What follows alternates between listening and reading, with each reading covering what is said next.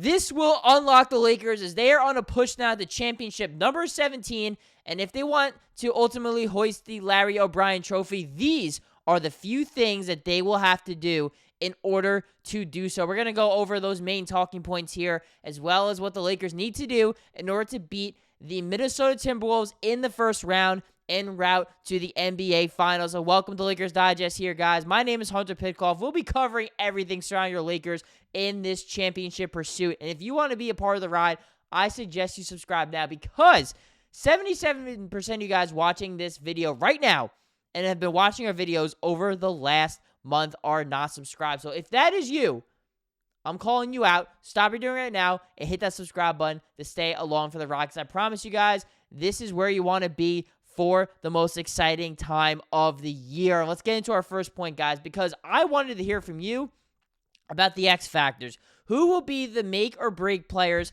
for the Los Angeles Lakers in this series against the Minnesota Timberwolves? A lot of you guys have always been participating in our polls. Anytime we put out those community posts, we appreciate the love and support. I wanted to put this one out, though, because I really wanted to hear from you guys and your thoughts. I read the comments as well. A lot of you made some great points, but here was the result. I'm not going to put a drum roll. Let's just get right into it. So this was the poll. Who do you think the X factor for the series will be? And 58% of you guys said Austin Reaves is going to be the X factor, followed by 20% of the voters. Again, this is out of 1,700. It's a pretty big sample size, so I'll take it, you guys. 20% say Rui, 14% say Dorian Finney-Smith, 7% say Jared Vanderbilt. Now, I will say, guys, YouTube only lets you put 4 options. I couldn't put Gabe Vincent. I don't know. I just thought of the 4 names that kind of came to mind. I didn't consider Luka Doncic or LeBron in this poll, though if you do think they are going to be the X factor, let me know. Some of you guys did think that ultimately would be the difference maker, and, well, they are 2 of the best players in the NBA. I would hope they play pretty well in this series, but I went more outside the superstar players, at least for this poll. So let's talk about those X factors. We're going to talk about each of them individually here. Let's start with Austin Reaves, because if we see the version of Austin Reaves that we did the last couple of months of the season, post Luka Doncic trade and on, if that version of Austin Reaves plays the way he does, and LeBron and Luka do their thing, it is going to be extremely difficult for anybody to beat this Los Angeles Lakers team. In fact, I almost was debating if I should have even put Austin Reaves on there, because I'm like, he's kind of put himself into that borderline all-star caliber player. I'm like, is he an X factor? I don't know. I mean, yeah, if he plays the way he's been playing, guys, it's hard for the Lakers to lose this series. I think he's ultimately going to be a real hard player to guard, and the fact that you got him now as your third best playmaker and scorer, I mean, it makes this Lakers team extremely dangerous. If Austin plays the way he does, that is definitely going to be a big difference maker. But I want to get into our next point here, guys. That's going to cover a couple of the players that we talked about in that poll. How do you defend Ant-Man? Of course, by Ant-Man, we're talking about Anthony Edwards. That is the ultimate catalyst for the Timberwolves. A guy who actually led the NBA in three-pointers made this season, which shows you the growth that he has come as, I believe now in his 5th year in the league. I mean, going from a guy who really wasn't much of a shooter to becoming an absolute sniper, shooting also 39% from behind the arc as well. So it's not only the volume, it is the efficiency as well, as someone who is more of a downhill scorer and athlete to begin with. So he has been on an upward trajectory his whole career.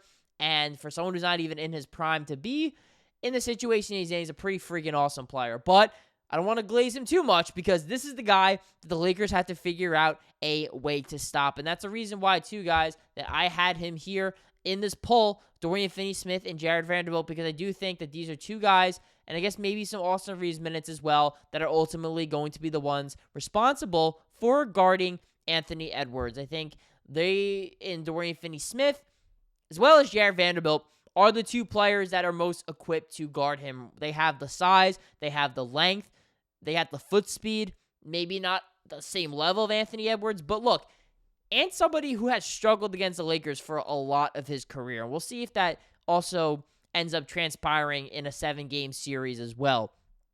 But the Timberwolves really need him, right? They don't have, in my opinion, and this might be a controversial one, I don't know. I don't think they have that clear-cut number 2 scorer like they did last year, which I think might ultimately hurt this team in the playoffs. Now, They had Karl-Anthony Towns. They traded him for Julius Randle, Dante DiVincenzo, and I guess Julius Randle is their second leading scorer. If we want to look at the stats here from this year, he is second on the team in scoring with about 8. Is that 18? I think my eyes are right. 18.7 points per game. And yes, Julius Randle's a fine basketball player. But at the same time, though, guys, I don't trust him in the playoffs. He is somebody who has faltered in the playoffs, and he's going to have a tough assignment defensively, probably having to guard LeBron James for a lot of that series. It's going to take a lot out of him, and the way the Lakers play, they're going to give certain players open looks, and the guy who's probably going to get the most open looks is Julius Randle. So they are probably, if I had to guess, their game plan is going to be to make Julius Randle beat them. That's probably going to be the game plan. So he's probably the difference maker perhaps for the Minnesota Timberwolves with how good or bad he plays. But to defend Anthony Edwards, it's going to be Dorian Finney-Smith. It's going to be Jared Vanderbilt. Those are the two guys that have the size and the physicality to make it tough on Ant. And, it's going to be a lot of switching. It's going to be a lot of rotations. And I think they got to make Anthony Edwards also work defensively here as well. He's not someone who's great at navigating screens. He's much better just a pure on-ball one-on-one defender. And so I'm very curious what his defensive assignment's going to be, because I promise you, Luka, LeBron, and also Reaves are going to put Anthony Edwards in a whole lot of pick and rolls, and they're going to try and make his life hell on both ends and tire him out, like I guess the Dallas Mavericks did against Anthony Edwards and the Timberwolves last time they played. Although that was in the Western Conference Finals, this won't be right in the first round. I don't know if Anthony Edwards is going to be fatigued the same way he was in the playoffs last year. But that's going to bring us to our final point here, guys. Stay ready, be ready. And that's going to bring us to a couple of those players mentioned again on this fun little poll that you guys that participated helped us get this research for. And I'm specifically looking at Dorian Finney-Smith, Rui Hachimura, but also, too, I'd be remiss not to forget Gabe Vincent in that conversation as well, because those three guys, and I don't know if you guys caught it, Jovan Buha, who covers the Lakers for The Athletic, was at the practice today for the Lakers getting ready. He's showing a quick view of all the practice courts and the Lakers and what they were practicing and stuff. You look at one quarter, you see Rui Hachimura practicing contested corner threes. Then you see Dorian Finney-Smith doing three-point drills. You see Gabe Vincent shooting shots from straight ahead from three. They know they're going to get those open looks, right? I mean, they are the guys that could ultimately, swing the ship in terms of their three-point shooting, because Luka's going to get a lot of attention defensively. LeBron is. I mean, Austin's going to get it. That's going to lead to a lot of open looks for those guys, and they understand that role. Like, we need to hit our shots. If we don't hit our shots, that could be the difference between winning or losing a playoff series, or even just winning or losing a game, right? I always forget what game it was. It's escaping my mind. It was a Houston game, not the past one, but the one before where Houston had all other guys in. You remember LeBron, Luka, Austin really didn't have their best games. It was Dorian Finney-Smith and Gabe Vincent. I think they each hit at least 6 threes in that game.